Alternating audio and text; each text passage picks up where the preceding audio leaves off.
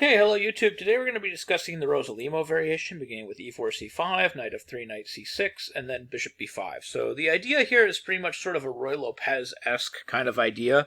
White intends to sort of take this knight on c6 on almost any black move, and basically proceed with some sort of rapid play in the middle of the board. So anyways, if you like content like this and want to see more of it, please hit that subscribe button, click on your notification icon. So this move kind of saw a big resurgence back when Bobby Fischer started playing against Boris Spassky back in their 1992 return match. And he started showing that white could actually get some really easy positions to play from with the white pieces. Now, Fischer's performance in this return match was a little inconsistent, but he did show some signs of brilliance. And actually, his performance rating wasn't terrible. It was like close to 2650, which would have put him somewhere close to the top 10 in the world if he had come back and played in 1992. It actually sort of makes you wonder how long Fischer would have remained on top had he continued playing. Would we have seen a Fischer-Kasparov match in 1985, or would Karpov eventually have, come back and beaten Fischer? Maybe not in their first match, but maybe a rematch, or maybe the match after that. It's really hard to say, but certainly we lost a lot of good chess in that era. But anyways, in the big Fischer-Spassky sort of rematch in 1992, Spassky tried g6 and then Fischer exchanged. And this is kind of where the exchange idea comes from, is Fischer just wants to kind of play a Roy Lopez exchange variation type position. And he introduced a lot of interesting ideas. So like after bc6, he castled, and basically his idea is to play c3 and d4. So we have bishop g7, we have rook e1, just kind of being very patient, like, hey, what are you going to do? Like if you play knight f6, I can push my pawn, I can gain space. If you play knight f6, I can ignore it, I can still play c3, d4. So it's kind of the central strategy of c3, d4 that black sort of had to face. So instead of meeting it with some passive move, Spassky just tried to stop it very mechanically. And then Fischer showed that this just wasn't going to work. Fischer went after this kind of wing gambit type of idea. He played pawn to b4, basically to break up this doubled pawn here. And that was the general theme of how Fischer was approaching this position, is he was basically just exchanging on c6, not to take advantage of the doubled pawns, but essentially to gain a tempo and try to gain space in the middle of the board. It actually reminds me of a lot of the games Fischer played in the Exchange Rui, where Fischer did a lot of that same stuff, where he just basically said, no, I'm doing this to get a strong center, and then I'm going to make my knights better than my opponent's bishops. I'm going to have two knights, my opponent's going to have two bishops, but if I dominate the middle of the board, those knights are going to be better than the bishops. So we have b4 takes, and then this is the whole idea, a3, c5, he takes again, and now here's the concept. He goes after the center, d4, e takes d4, bishop b2, d6, knight takes d4, and this position is clearly advantage white. Black has the bishop pair, it's an open position, but black's king is still in the middle of the board, white has better central control, and black's position just overall is extremely airy, and it's actually really clear this position is better for white. So we have queen d7, knight d2, bishop to b7, knight c4, so big threats coming. Basically this knight d6 check threat is huge at some point, and this is basically the idea is after knight h6, Fischer intends knight f5, which is just a spectacular move, which should just be advantage white at this point. The whole point being is you cannot stop something from coming into the d6 square at this point. If gf5, we're going to have the knight flying into d6. You also have this discovery with the pawn capturing back. You also have the bishop hanging on the g7 square to bishop captures g7. There's just way too much hanging to fix this position. So we have bishop takes b2, trying to at least solve that problem. Then we have this knight takes on d6, king f8, and then knight captures at h6, not at all worried about bishop captures a1, which would be essentially suicidal. Like bishop captures a1, the queen would capture, and then the queen, just to show you this idea, if the queen captures on a1, we're going to have the queen hitting that rook on h8, and black's position is going to be essentially indefensible at that point. There's not going to be a whole lot that black can do. So bishop takes a1 is unplayable, so we have f6 trying to cover the dark squares, knight on d to f7, so the queen's hanging, so they have to exchange the queens. The rook comes in with tempo, and at this point, actually at many points earlier, the position is just completely lost. King e7, knight takes rook, takes, we have knight back to f5 check, again, just hammering home that theme of G captures f5, he captures f5, coming in with that check. And here the whole point is just going to be that these rooks are coming in, And for example, like king f7, we can just play rook d7 and pick up that bishop. And of course on bishop e5, he intends f4, picking up that bishop again. So knight f5, again, this just continuing the attack. Here takes, and then this position should just be completely winning. It's just a question of technique at this point. And Fischer shows reasonably good technique. He gets the pawn one square away from queening. He makes sure that that passed b pawn is under wraps, and he starts marching his king sort of towards the aid of his pawn, and he's perfectly okay with sacrificing his rook for that pawn eventually. The point being that eventually the bishop will have to do the same thing. The bishop will have to sacrifice itself for the pawn on e7. So once this king gets close, it's basically game over. Fischer is threatening to come either here or here. So if bishop e8, the king can come to e6. We have takes. We have here and here, and it's going to be completely over, or even here and takes. And there's a lot of ways to win, or even king g7, f6, f7 should be winning as well. So there's tons and tons of ways to win here, coming with king d7, e8, etc., and the bishop has to sacrifice itself. But that's the game that gave this opening kind of a little bit of a resurgence. Sort of the idea that, okay, we're going to play bishop takes c6, bc6, castles, and our idea is just to play c3 and d4. And we're going to play c3, d4 against anything. And if black tries to shut it down, if black tries to play e5, we can still do it. So, I mean, Spassky could have played a little bit differently in this game. For example, he could have tried d6, not trying to shut it down. But in this case, we can even just continue with the normal plan that Fischer was going for. We could have played something like c3. This was actually played between Magnus Carlson and Judith Polgar in Mexico City back in 2012. Magnus Carlson ended up winning with the white pieces. So you can see, like, the top players in the world understand that this is just kind of a stock plan at this point. We're going to play c3 and d4. Then you can see that the top players in the world, 20 years after this rematch between Fischer and Spassky, are playing the Rossolimo with white, and they're following Fischer's approach. So I just think it's really neat. Fischer came back after being away from the game for 20 years, and he basically introduces a whole new opening to the world that everybody then plays after that, or at least he introduces it to the top level for the first time.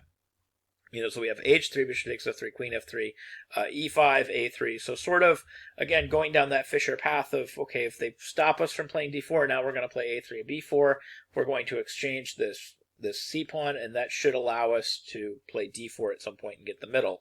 Or in this case, Polgar said, no, I'm not going to let you do that, but then he takes on c5. And of course here, if you don't do something, like if you allow the pawns to become double isolated, that's worse than if you just allow d4. So we have d5, then we have d3, queen a5, a4, and Carlson has some sort of advantage here, like knight d2 and then knight f3. And the position is complicated, but basically white's doing better here. At this point, this is just a tactical thing.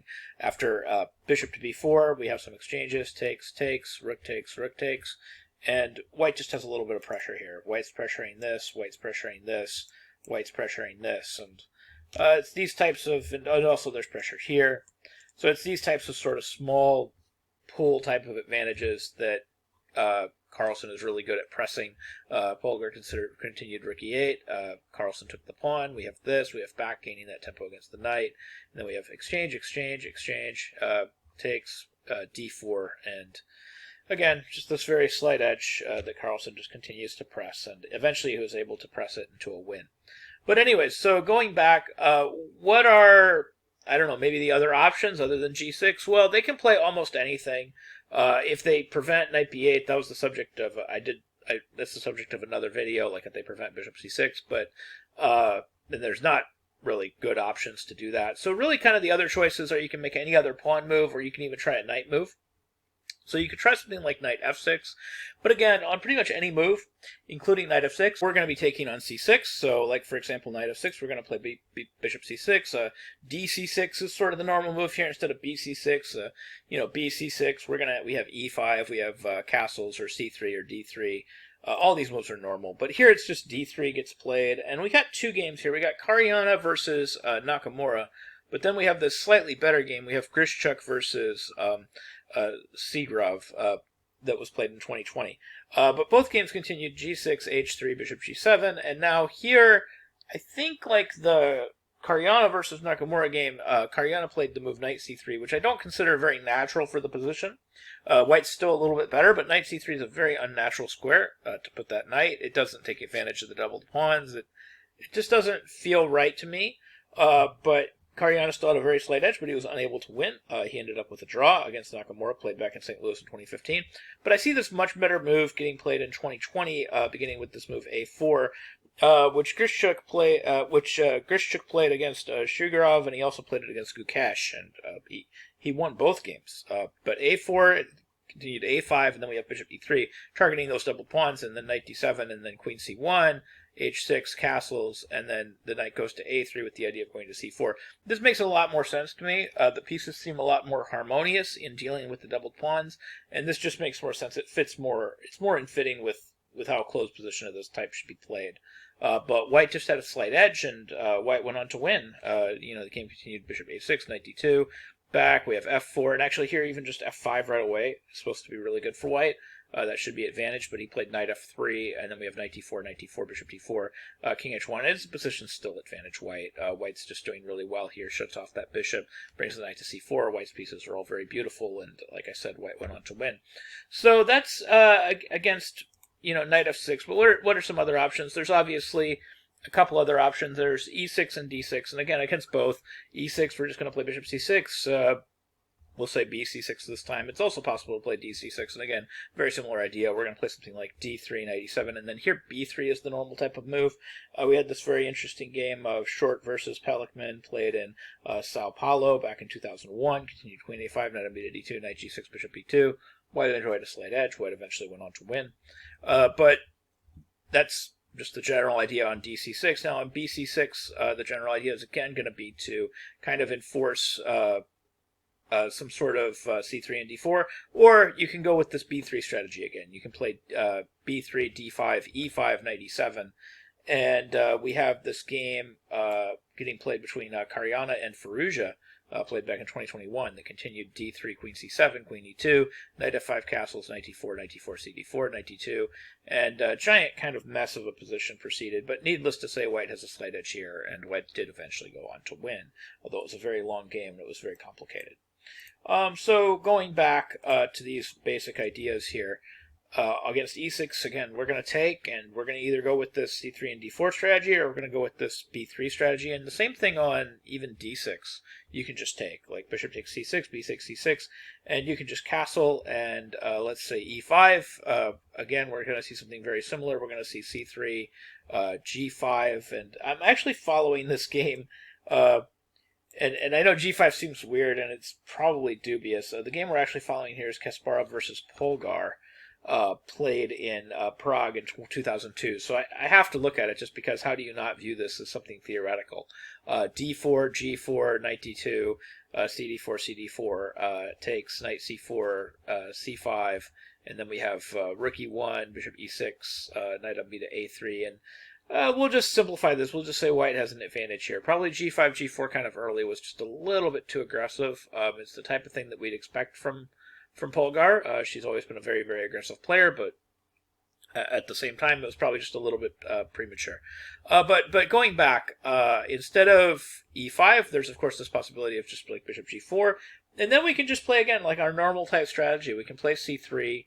And then, now if they play E5, we can continue with D3, Bishop E7, H3, Bishop H5, Knight on B to D2, Knight F6, Rook E1, and then just this normal, slow Ruy Lopez strategy, but eventually just kind of building up to just some sort of attack on the king side with, H4, H5 as a threat now, and Black has to do something about it.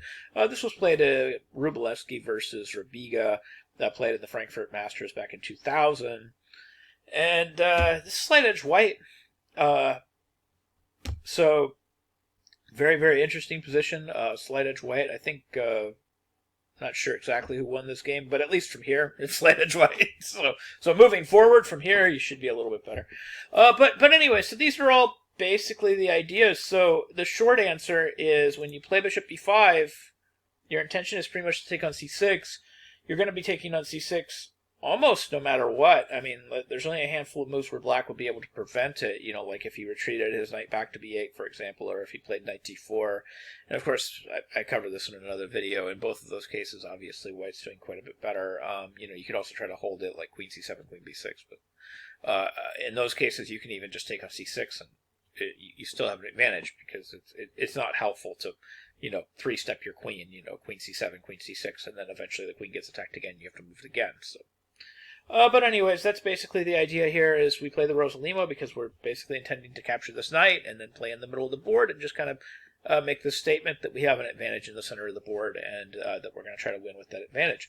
So anyways, I hope you found this video helpful. I hope you learned something new about chess, and I hope you can use some of these ideas in your own games. Thank you very much for watching.